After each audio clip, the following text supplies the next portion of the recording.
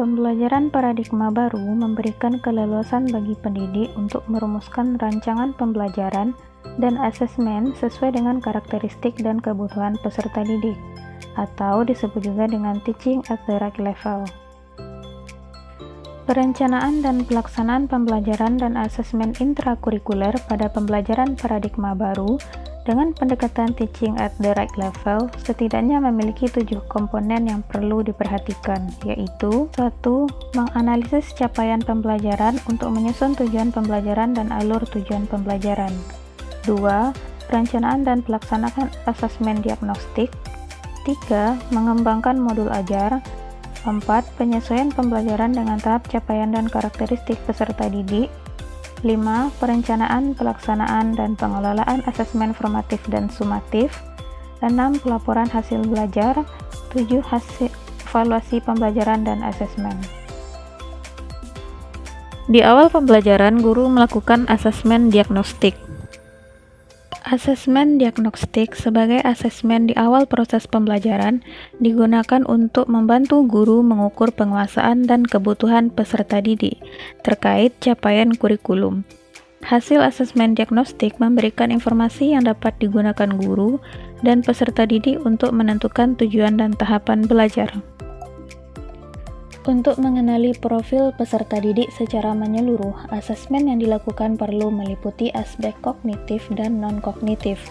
Informasi mendasar yang diperoleh dari asesmen diagnostik kognitif antara lain adalah tahapan penguasaan kompetensi literasi dan numerasi yang merupakan kompetensi minimal peserta didik untuk mampu belajar, tingkat pengetahuan awal pada sebuah mata pelajaran, serta cara belajar. Sementara itu, dari asesmen diagnostik non-kognitif dapat diperoleh informasi lain mengenai profil peserta didik, minat dan bakat, serta kesiapan belajar secara psikologis. Karena proses belajar mengajar terkendala serta terhambat oleh beberapa kegiatan sekolah, maka tes diagnostik dilakukan secara online melalui aplikasi Quizizz. Selain melakukan tes diagnostik secara online, analisis kemampuan kognitif peserta didik juga diperoleh berdasarkan analisis hasil penilaian harian pada materi sebelumnya.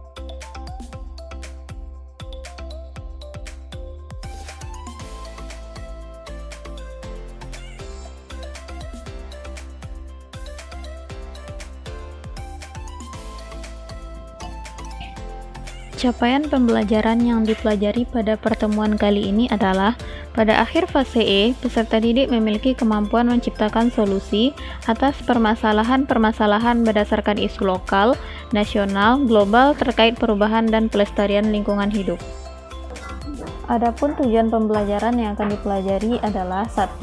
Peserta didik mampu menganalisis keseimbangan dan perubahan lingkungan hidup melalui diskusi dengan tepat. 2. Peserta didik mampu membuktikan bentuk pencemaran lingkungan hidup melalui kegiatan praktikum dengan tepat. Berdasarkan pembelajaran teaching at the right level, guru membagi peserta didik menjadi 3 kelompok besar, yaitu kelompok kognitif tinggi, kelompok kognitif menengah, dan kelompok kognitif rendah.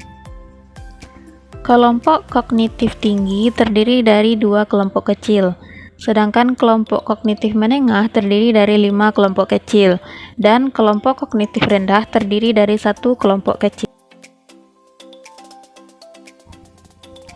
Pertimbangan guru dalam menentukan kegiatan praktikum setiap kelompok adalah yang pertama, kompleksitas materi atau prosedur atau kegiatan praktikum, yang kedua, alat dan bahan yang digunakan, yang ketiga adalah motivasi belajar, di mana peserta didik yang memiliki kognitif tinggi memiliki motivasi belajar yang cenderung lebih tinggi dibandingkan dengan yang lainnya.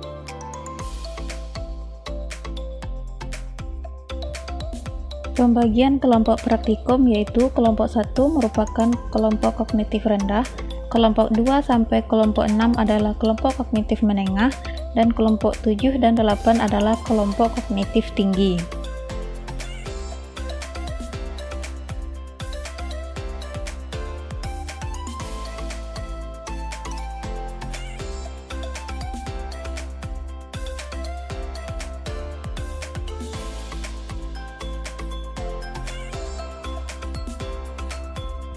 Guru membimbing peserta didik melakukan kegiatan praktikum. Kelompok kognitif menengah mendapatkan bimbingan lebih banyak daripada kelompok kognitif tinggi, sedangkan kelompok kognitif rendah itu mendapatkan atau memperoleh bimbingan paling banyak dibandingkan dua kelompok lainnya. Perbedaan dalam kuantitas pemberian bimbingan pada setiap kelompok ini adalah berdasarkan kepada tahapan capaian perkembangan masing-masing peserta didik pada setiap kelompok, di mana peserta didik yang memiliki kognitif rendah itu membutuhkan lebih banyak bantuan serta bimbingan dari guru dibandingkan dengan kelompok kognitif menengah dan juga tinggi. Selain capaian perkembangan atau tahap perkembangan, faktor lainnya yang mempengaruhi adalah motivasi belajar siswa. Siswa kognitif rendah cenderung memiliki motivasi belajar yang rendah dibandingkan teman yang lainnya. Jika diberikan suatu permasalahan yang lebih kompleks, maka mereka cenderung akan menyerah jika tidak menemukan solusinya. Oleh karena itu, perlunya bimbingan guru supaya proses tersebut dapat berjalan dengan baik, sehingga akhirnya kelompok kognitif rendah bisa mengejar ketertinggalannya dari kelompok yang lainnya.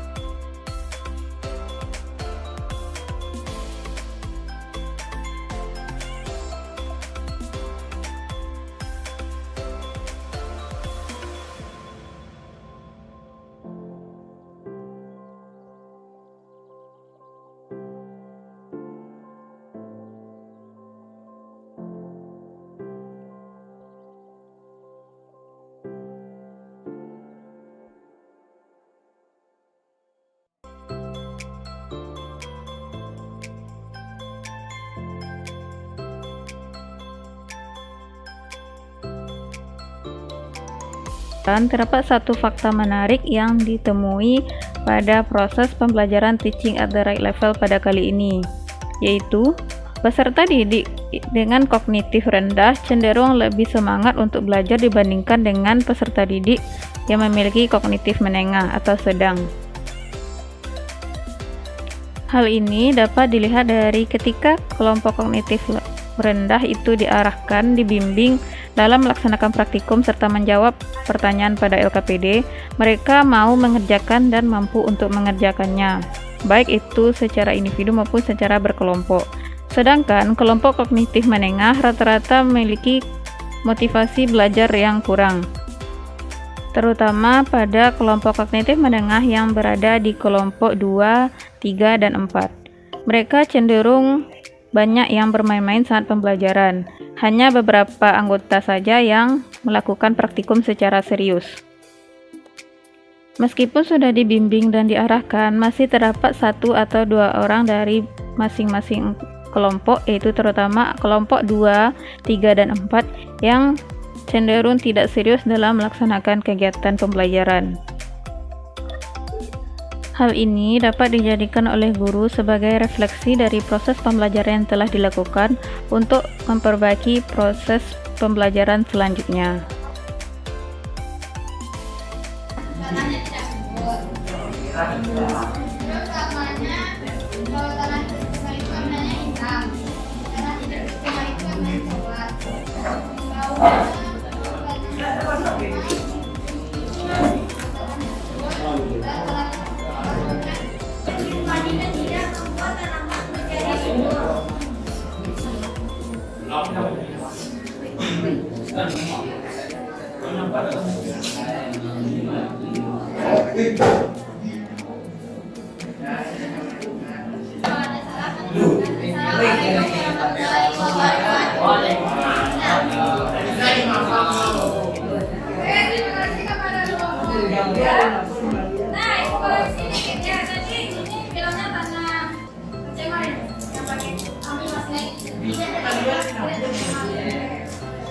Jadi kalau tanah percebal itu misalkan tumbuhan di sana?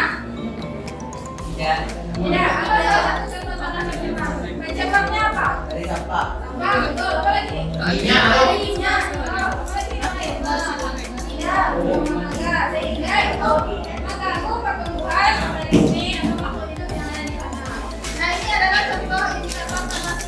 Kalau pH air di mana normal itu 6,5 sampai 7,5. Itu normal. Kalau netral itu pH-nya 7. Kalau 0 sampai 6 itu asam. Asam ya. Kalau 8 itu contoh tandanya. Oke. Kita bisa melihat di mana air yang tercemar dan air yang tidak tercemar. Kita hewan mencari oksigen, dan itu pun sudah terjadi tidak. Dan menit kelima, hewan sudah mati berlendir dan berdarah.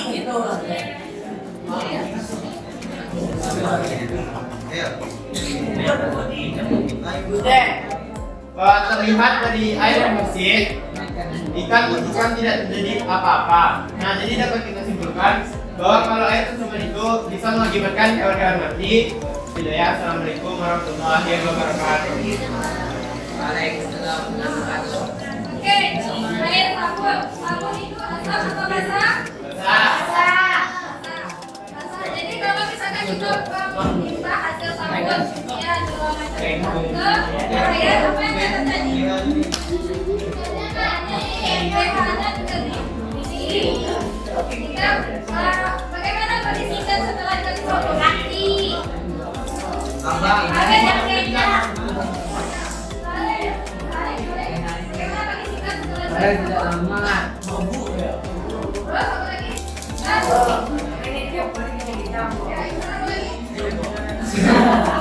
Asli dari ikan pantau ini. Selanjutnya ini merupakan air bersih dari air keran di labor kita. Dan ini merupakan air tercemar, merupakan air yang dicampur dengan juga. Nah, seperti teman-teman lihat, ini merupakan ikan pada habitat aslinya dengan pH 0, berarti dengan pH 7 yang berasal netral. Ini merupakan ikan pada air keran. Terlihat agak gelisah. Kenapa sih dia gelisah? Karena dia kadar airnya pH-nya 6. pH 6 sudah masuk ke dalam asam.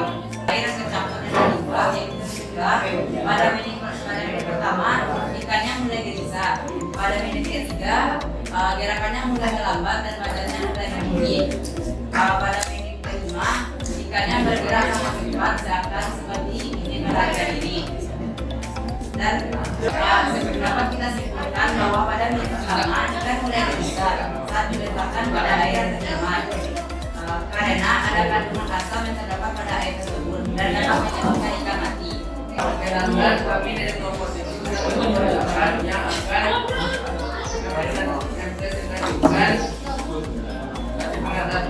kami dan pencemaran udara. Dan coba dengarkan semuanya dulu. Pertama, kami akan menyebutkan pengamatan dapat disimpulkan bahwa pencemaran udara dapat merusak atau memusnahkan organisme hidup. Bisa dibuktikan dari hasil praktikum hari ini, yaitu udara yang bersih. Yang terdapat pada botol jangkrik tidak ada satupun jangkrik yang mati dan masih melakukan aktivitas yang normal. Pada yang ini, jangkriknya masih melakukan aktivitas dan tidak ada satupun jangkrik yang mati. Kemudian, sedangkan jangkrik yang sudah tercemar dengan asap rokok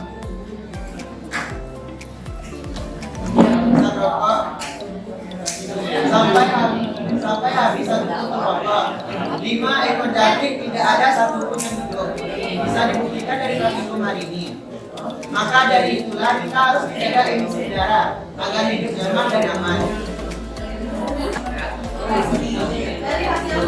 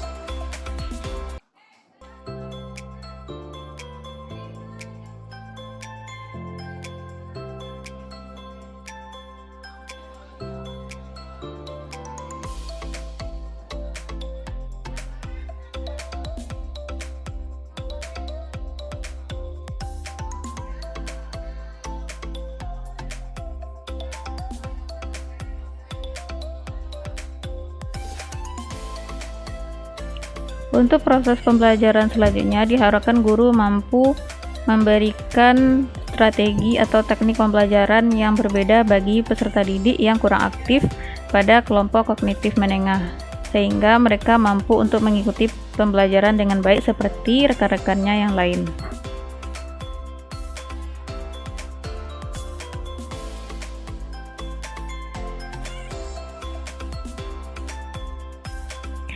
Demikianlah pembelajaran teaching at direct level pada proses pembelajaran siklus mandiri 1. Saya sebagai guru model mengucapkan mohon maaf atas segala kekurangan dan terima kasih telah menyaksikan video ini. Sekian, Assalamualaikum warahmatullahi wabarakatuh.